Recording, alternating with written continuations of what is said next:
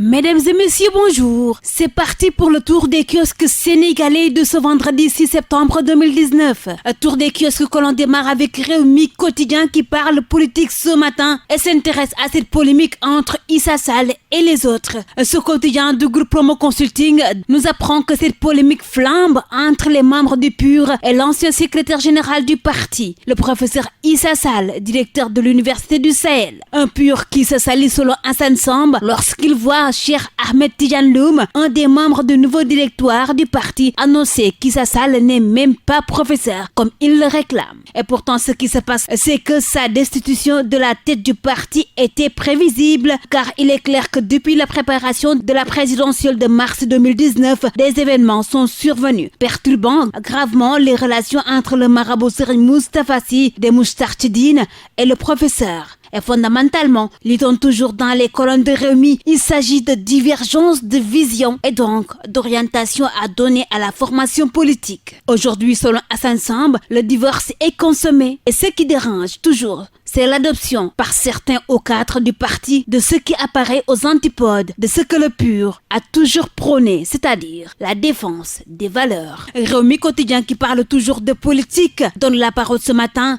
à Pape Gorgui Ndong. Lui, c'est l'ex-ministre de la Jeunesse. Il sent vraiment que l'APR est mal organisée. L'ancien coordonnateur départemental de la COJER de Pikine, il pointe ainsi du doigt le fonctionnement de son parti. Le maire de la commune de Pikine-Ouest, candidat à sa propre succession, il a également sorti la sulfateuse contre Ousmane Sonko. À l'APR, il n'y a pas une communication uniformisée. Ainsi nous a soufflé Pape Gorgui Ndong dans un entretien avec Rewmi Quotidien. Et la Tribune parle aussi de ce gouvernement de Macky Sall qui prépare déjà ce séminaire gouvernemental aujourd'hui et demain. Et c'est pour reprendre la main. Séminaire qui parlera éventuellement de cette phase 2 du plan Sénégal émergent. Il sera question de tensions budgétaires, des dépenses publiques de l'État et de la succession de Macky même au sein de son parti. Ce quotidien voit déjà le président qui kidnappe tous ses ministres pendant 2 jours. Et là, selon toujours la Tribune, le président Sall, il vise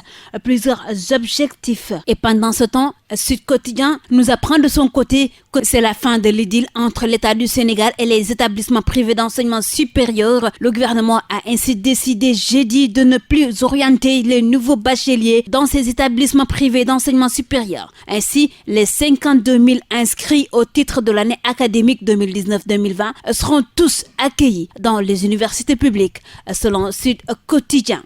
Quotidien qui donne aussi la parole au ministre de tutelle, Cheikh Oumar Anne. Et lui, il dit qu'il n'est pas content et il semble ne pas comprendre, selon Sud Quotidien, une telle décision de l'État dans la mesure où, dit-il, le gouvernement reste constant dans sa volonté de payer les arriérés dus à toutes ces écoles privées. Autre sujet qui a aussi pratiquement intéressé beaucoup de journaux de ce matin, c'est bien sûr cette mise en liberté provisoire de ces 4 Européens arrêtés dans l'affaire de la cocaïne au port de Dakar. Revenant dans Rewmi Quotidien, l'on fait part de ce rebondissement dans l'affaire de la drogue saisie au port de Dakar.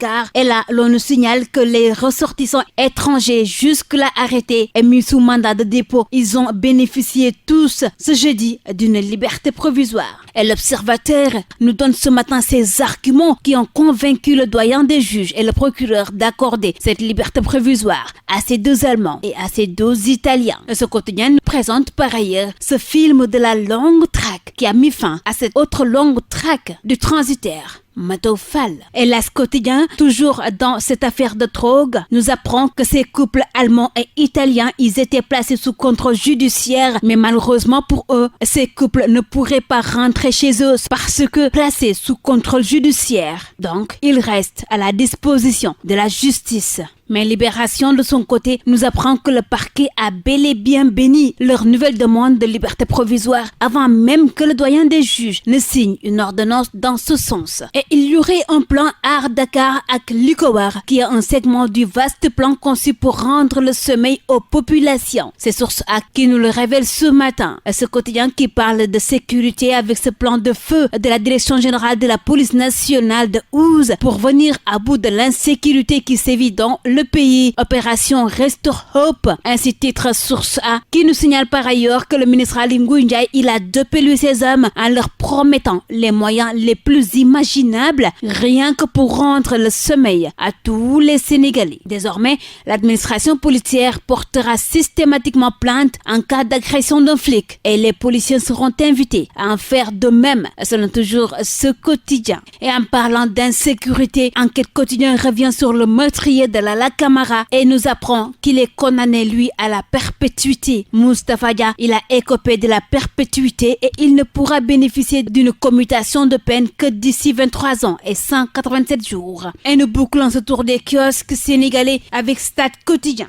qui parle ce matin de cette reprise délicate des Lions. Les exceptions avec Sadio Mané, Mamadou Niang et Idrissa Gana Gueye. Et ils sont 6 à attendre leur première minute et ils sont 5 à n'avoir pas joué 100 minutes, selon toujours Stade Quotidien.